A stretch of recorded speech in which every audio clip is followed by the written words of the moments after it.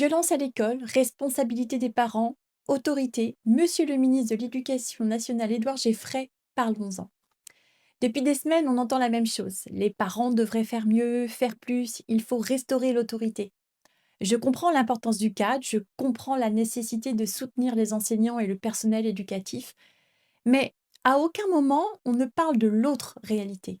Des enfants qui arrivent à l'école curieux et qui, année après année, en repartent convaincus qu'ils ne sont pas capables. On parle de discipline, jamais du potentiel abîmé. Je suis maman de 4 enfants et j'ai bien lu votre lettre du 12 février adressée aux parents. Je suis d'accord avec vous, les parents sont responsables. D'ailleurs, selon un rapport Ipsos Appel, 96% des parents français se considèrent comme les premiers éducateurs de leurs enfants. 96%. Nous ne sommes pas face à une génération de parents démissionnaires. Alors, pourquoi laisser croire qu'ils se désengagent? La vraie question est ailleurs. Est-ce que les enfants vont mal parce que les parents ne font pas leur rôle? Ou est-ce qu'ils vont mal parce que le système ne voit pas qui ils sont vraiment? Regardons les faits. Selon l'OCDE, dans l'enquête PISA, le programme international pour le suivi des acquis des élèves, un élève français sur deux se dit stressé par l'école, un sur deux. Et la France fait partie des pays où l'origine sociale influence le plus fortement la réussite scolaire. Autrement dit, le milieu d'un enfant pèse davantage sur ses résultats ici que dans beaucoup d'autres pays développés. Ce sont des faits. Alors je repose la question. L'autorité suffira-t-elle à réduire la violence, à réduire les inégalités? Regardons ailleurs un instant. En Finlande, en Estonie par exemple, l'enfant est au centre du système éducatif parce qu'il est considéré comme un adulte en construction. L'erreur est encouragée, l'autonomie est valorisée, les compétences humaines comptent autant que les notes, le numérique l'accompagne tout le long de son apprentissage.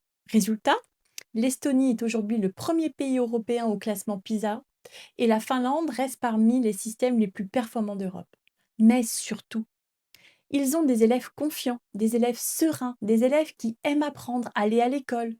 Et ce n'est pas un détail, car un élève qui est confiant ose essayer. Un élève serein va oser se tromper. Un élève qui aime apprendre ne voit pas l'école comme une menace, mais plutôt comme un terrain à explorer. Performance et confiance ne s'opposent pas. Elles se nourrissent l'une et l'autre. Pendant ce temps en France, un élève sur deux se dit stressé, pas encouragé. Des adolescents qui vivent le choix de l'orientation comme une pression et pas du tout comme une opportunité pour leur avenir.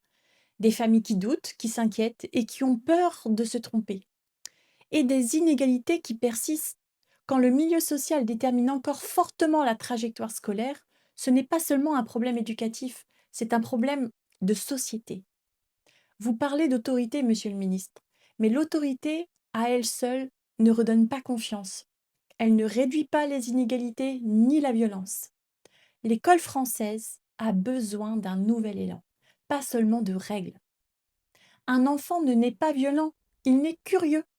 La violence, c'est l'expression d'une colère, et la colère est l'émotion de celui qui ne se sent ni compris, ni reconnu, ni valorisé. Chaque enfant naît avec un potentiel immense. Ils ne viennent pas au monde avec l'envie d'échouer, ils viennent avec l'envie d'apprendre. Ce n'est pas l'enfant qui s'éteint tout seul, c'est souvent le système qui l'éteint. Alors, que peut-on faire? D'abord, donner la possibilité aux enseignants et au personnel de l'éducation des moyens de comprendre comment un enfant apprend réellement. Les neurosciences montrent très bien que le cerveau progresse par essai, par ajustement, par répétition. Et l'erreur n'est pas une faute, c'est un passage obligé pour progresser. Et puis, il faut valoriser le fait de se tromper, d'échouer. Ce n'est pas baisser les exigences, c'est permettre au contraire la progression. Reconnaître les talents multiples, ce n'est pas renoncer à l'excellence, c'est élargir notre définition de la réussite.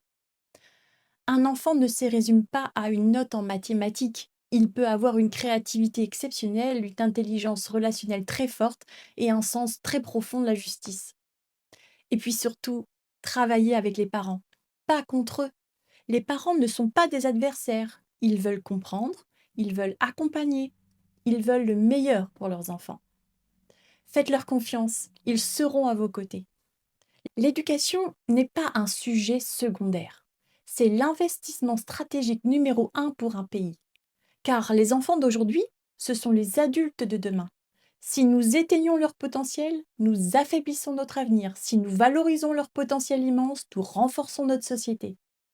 Monsieur le ministre, si vous voulez vraiment protéger l'école, protégez d'abord le potentiel immense des enfants. Faites confiance aux parents. Nous voulons avancer avec vous. Si vous aussi vous partagez cette conviction, écrivez en commentaire potentiel immense et ouvrons un débat constructif.